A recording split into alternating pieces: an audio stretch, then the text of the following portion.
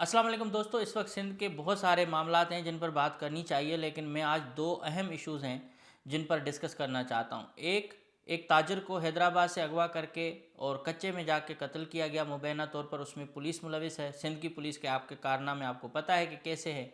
और दूसरा, मलक रियाज को मैंने लीगल नोटिस का जवाब दिया है, और ये बहरा टाउन कराची जिसमें बहुत सारे इश्यूज़ हैं इस वक्त भी, उस पर मैंने क्या उनको जवाब दिया है वो भी मैं आपको बताऊंगा कि ये किस तरह से ज़बान बंदी करना चाहते हैं, किस तरह से लोगों को हिरास करते हैं, और किस तरह से ये माफिया है जो सिंध के अंदर अब जो है दोबारा पावर में आना चाहती है। तो मैं इन चीज़ों पर आज डिस्कस करूंगा, और मैं किसी पे भी कोई इल्ज़ाम नहीं लगाता।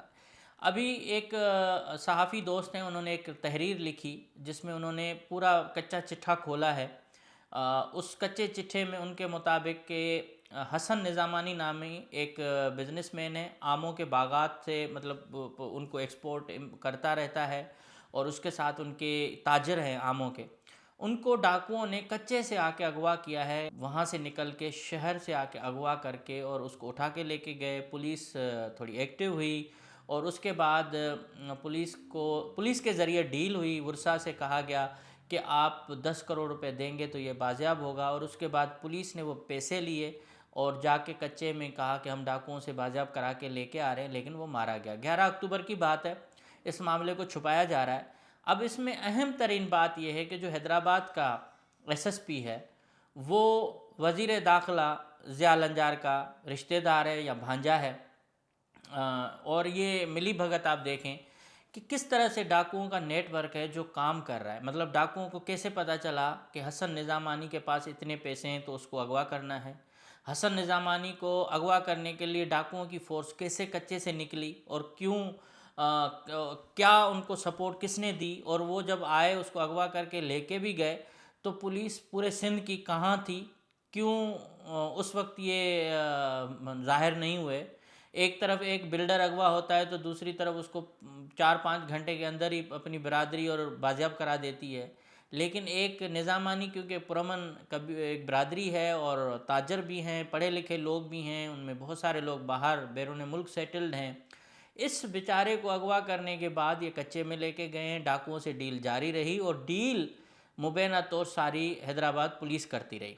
अब इसमें बाकी पुलिस का मुझे मालूम नहीं, जहाँ तक मुझे है इन्फॉर्मेशन मैं शेयर करना चाह रहा हूँ कि इस पुलिस के जो कारिंदे हैं इन्होंने उनके वर्षा से 10 करोड़ रुपए लिए। 10 करोड़ रुपए लेके वो कह रहे हैं कि हम डाकुओं से बाजियाब कराने जा रहे हैं। वहाँ इनका मुकाबला हुआ और मुकाबले में उसको मार दिया गया। जहाँ तक इन्फॉर्मेशन मुझे मिली है उसमें यह है कि पुलिस ने खुद इस ताजर को शायद कत्ल किया है, क्योंकि 10 करोड़ हथियाना का मामला था, और बजाय कि वो 10 करोड़ डाकुओं को दें और उनको ज़िंदा सही सलामत लेके आएँ, ये मामला इस हद तक आके पहुँचा के उसको मार दिया गया। मैं उमूमन इन डाकुओं के, क्योंकि एरिया में हम पले बड़े हैं, हमने डाकुओं की कार्रवाइयाँ देखी हैं, बचपन से लेके इन सूरत हाल को देखते आ रहे हैं, तो डाकू कभी भी पैसे लेके फिर किसी को मारते नहीं हैं। मोस्टली ऐसा ही होता है, जब उनका मकसद पूरा हो जाता है कि भाई हमें पैसे चाहिए, तो पैसे लेने के बाद उसको क्यों मारेंगे। एक तो ये चीज़ है। अब इसमें पुलिस की नीयत क्या होती है कि पुलिस डाकुओं के ज़रिए कमीशन लेना चाहती है, डाकुओं के ज़रिए लोगों को अगवा कराना चाहती है। और आपको पता है कि रिसेंटली जो ये एसएसपी घोटकी थे, साबिक एसएसपी घोटकी, उन्होंने बुगटी साहब उन्होंने जो इंकशाफात किए कि भाई कच्चे के डाकू तो हैं, लेकिन असल डाकू पक्के वाले हैं, ये सब कुछ वही करवाते हैं, उन्हीं के ज़रिए ही सब कुछ होता है। तो अब ये कच्चे वाले को कैसे पता चला कि हसन निज़ामानी किधर बैठा हुआ है, कि उसके अकाउंट में कितने पैसे हैं, क्या है, ये सारी एक मुखबरी जो है वो पुलिस के ज़रिए होती है, इदारे दूसरे भी होंगे। तो शक ये है कि इसको सिंध के पावरफुल वज़ीर ने अपने रिश्तेदार के ज़रिए अगवा कराया, वो पैसे खुद हथियाए हैं उन्होंने, और उसको कत्ल भी कर दिया। अब वो उस पर ये डाला जा रहा है कि इसको जो अगवा करने वाला एक टैक्सी ड्राइवर है, हमारे एक दोस्त हैं ताहा उबैदी, उन्होंने इसमें लिखा है कि वो टैक्सी ड्राइवर पर क्रिमिनल इन्होंने इल्ज़ाम लगाया कि ये क्राइम में मुलविस है, ये डाकू है, लेकिन उसका कहीं से भी कोई क्रिमिनल रिकॉर्ड नहीं मिला है जिसको उन्होंने मारा है। और इस तरह से भंड के ऊपर इन्होंने भंड किया है। अब सिंध के अंदर इस तरह से डाकुओं को पैट्रोनाइज किया जा रहा है, डाकुओं को सपोर्ट की जा रही है, डाकुओं को مختلف ایسے ایسے لوگوں کی فہرستیں فراہم کی جا رہی ہیں جن کے پاس پیسہ ہے، جو فوری طور پر مال دے سکتے ہیں، یہ سب پولیس کر رہی ہے۔ اور پولیس کا جو سربراہ ہے غلام نبی میمن، یہ موسٹ کرپٹ ترین آدمی ہے۔ یہ اس کے پورے ریکارڈ میں آپ دیکھیں گے تو ایک تو یہ کرسی کا بھوکھا آدمی ہے، اپنے بیٹے کے ذریعے یہ سارے تھانوں سے منتھلیاں اور یہ سب مبینہ طور پر لیتے رہتے ہیں۔ انہوں نے ایک بھی پولیس کے افسر کو میرٹ پہ کہیں نہیں لگایا، مطلب ایک کیٹیگری کے ڈسٹرکٹس میں اس نے بی کیٹیگری کے لوگ لگائے ہیں، اور دوسرا تھانوں میں ان کے کماؤ پوت ایس ایچ او لگے ہوئے ہیں، منتھلیاں یہ لے رہا ہے، مال بنا رہا ہے، اور دوسرا اس کے اوپر جو کہنا سونے پہ سہاگا کہ ایک وزیر داخلہ جس کی کوئی نہ آئی کیو لیول ہے، نہ کسی کی کوئی ذاتی حیثیت ہے، نہ اس کے پاس کوئی ویژن ہے، وہ ایک بندہ رستے سے اٹھا کے فریال ٹالپور نے اپنے اپنا نوازی کر کے اس کو وزیر داخلہ بنوا دیا۔ اب اس کو یہ سمجھ میں نہیں آ رہا ہے کرنا کیا ہے، مال بنانا ہے یا سندھ کے اندر امن قائم کرنا ہے۔ ہمارے جو دیگر ادارے ایجنسیاں ہیں وہ بھی اسی کے سہارے ہیں۔ تو یہ سارا جو ڈرامہ ہے جس میں ایک تاجر کو مارا گیا ہے، اس تاجر کے قتل میں سندھ کے دو اہم لوگ ملوث کہے جا رہے ہیں، ایک اس میں ایک وزیر ہے، دوسرا اس میں ایک پولیس افسر ہے۔ انہوں نے مل کے اس کو اغوا کرایا ہے، اور وہ جو 10 کروڑ ہیں وہ بھی انہوں نے ہتھیا لیے ہیں۔ اب آپ سوچیں کہ یہ حالات چل رہے ہیں۔ اب آتے ہیں بحریہ ٹاؤن کے معاملے پر۔ بحریہ ٹاؤن پر میں نے پروگرام کیا، میں نے اس میں کوئی ایسی بات نہیں کی۔ میں نے کہا کہ ذرائع یہ بتا رہے ہیں کہ یہ کسی کمپنی کے حوالے کیا جا سکتا ہے، کیونکہ پاکستان کے اندر ملک ریاض کو جس طرح سے تنگ کیا گیا ہے وہ تنگ آ چکے ہیں ان ساری صورتحال سے۔ انہوں نے اپنی چیریٹیز بند کر دی ہیں، اپنے سارے اداروں میں جو حالت ہے ڈاؤن سائزنگ وہ الگ کی ہوئی ہے۔ بحریہ ٹاؤن کے اندر جس طرح سے مینٹیننس شروع میں ہوتی تھی وہ مینٹیننس ختم ہو گئی، اور ابھی مینٹیننس بڑھانے کی باتیں ہو رہی ہیں۔ اس کے ساتھ نیگوسیشن ہوتے رہتے ہیں۔ یہ تو پوری دنیا کا ایک اصول ہے کہ جب بھی آپ سورسز سے خبر دیتے ہو کہ بھائی فلاں فلاں کے درمیان ملاقات اور ذرائع نے کہا یہ ہوگا، تو کیا اس وقت کوئی کیمرہ لگا ہوا ہوتا ہے کیا؟ اس وقت کوئی اندر بیٹھا ہوا ہوتا ہے کیا؟ جب ملک ریاض نے اپنی خبر جو ہے جاوید چودھری کے ذریعے لیک کروائی تھی، کیا اس میں جاوید چودھری نے ثبوت دیے تھے کہ ملک ریاض نے بولا؟ انہوں نے کہا ملک ریاض کے قریبی ذرائع نے بتایا کہ یہ ہو رہا ہے۔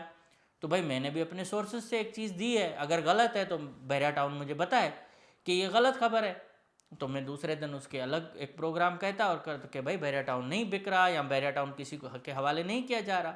ابھی انہوں نے 16,000 ایکڑ زمین کی این او سی لے کے اور مارکیٹ کو اٹھانے کی کوشش کی ہے، جو سندھ بلڈنگ کنٹرول اتھارٹی نے دی ہے، اور وہ تو پیسوں پہ ہر چیز کرتے ہیں۔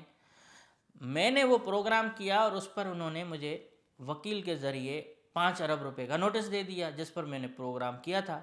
اس 5 ارب کے نوٹس میں کچھ بھی نہیں ہے، قانون فلانا جو بھی ہے۔ میں نے اپنے وکلاء سے مشورہ کیا، اور ان وکلاء نے مجھے کہا کہ بھائی کوئی مسئلہ نہیں، ہم اس کو فائٹ کریں گے، کوئی ایسی ڈیفیمیشن نہیں ہے، کوئی ایسا معاملہ نہیں ہے۔ ابھی ملک ریاض کے پاس بہت زیادہ پیسہ ہے تو وہ جرنیلوں سے لڑے، اگر جرنیلوں سے نہیں لڑ سکتا تو آپ سے لڑ رہا ہے تو ٹھیک ہے۔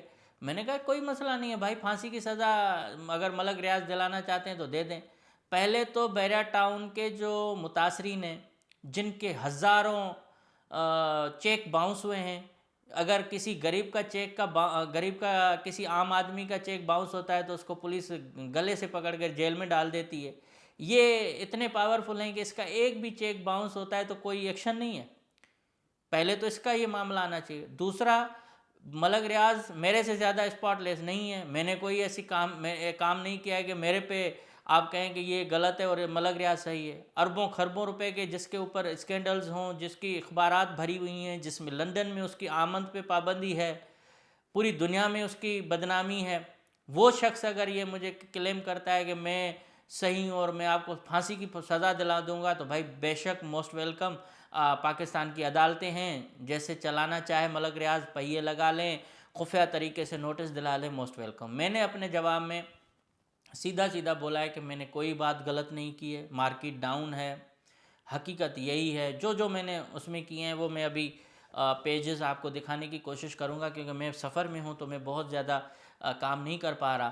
تو اب اس طرح سے یہ ہمیں خاموش کرنے کی کوشش کریں، کیونکہ بحریہ ٹاؤن کے جو ویڈیوز ہیں جو ایجنٹ حضرات بناتے ہیں فراڈی قسم کے، وہ چاہتے ہیں کہ بحریہ ٹاؤن تباہ۔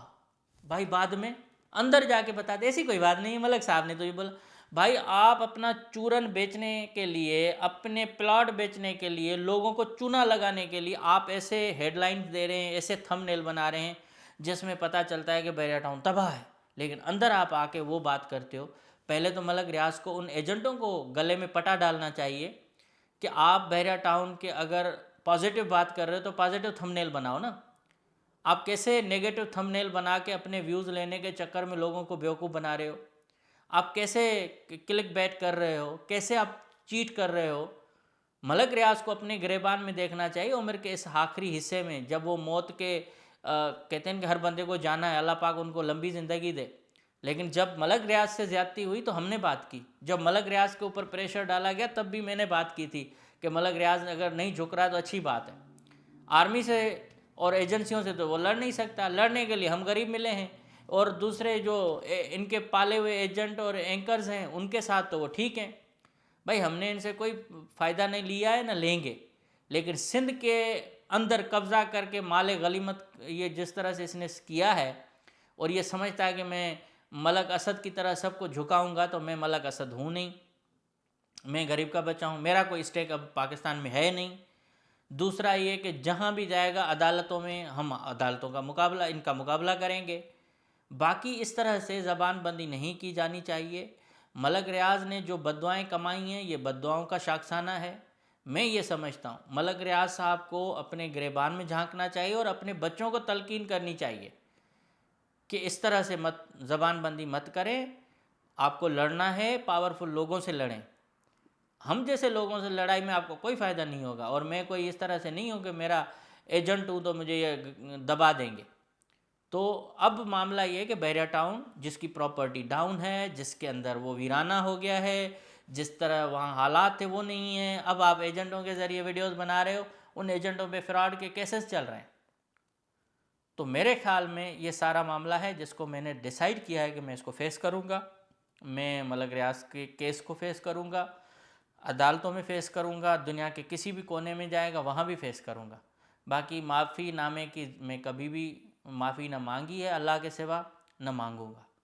और ये सूरत हाल है। और मैं बहरिया टाउन के रहायशियों को अपील करता हूँ कि आप इस मामले पर मेरा साथ दें, सपोर्ट करें, चैनल को भी सपोर्ट करें, और मलक रियाज के जो कारनामे हैं, जिस तरह से उसकी मैनेजमेंट के कारनामे हैं, आप धड़ाधड़ शेयर करें, मेरे साथ वीडियोस शेयर करें। मैं अपना ईमेल, अपना व्हाट्सएप आपको ईमेल के ज़रिए दे दूंगा, आप मुझे दें ताकि मैं बहरिया टाउन के मामलात पर खुल के मज़ीद बात कर सकूं और दिखा सकूं कि रेजिडेंट्स के साथ क्या ज़्यादतियाँ हो रही हैं और कौन कौन लोग कर रहे हैं। तो इंशाल्लाह हम इसको मिल के फ़ाइट करना चाहते हैं। और अगर आप समझते हैं कि ये चीज़ें आनी चाहिए तो मोस्ट वेलकम। अगर जो साथ देना चाहते हैं तो इस चैनल को सब्सक्राइब भी करें। उसके साथ मेरी मेंबरशिप जो है वो पेट्रॉन अकाउंट है, उसमें भी आके आप ले सकते हैं, ताकि भाई पावरफुल बंदे से लड़ने के लिए आपकी सपोर्ट ज़रूरी है। Thank you so much.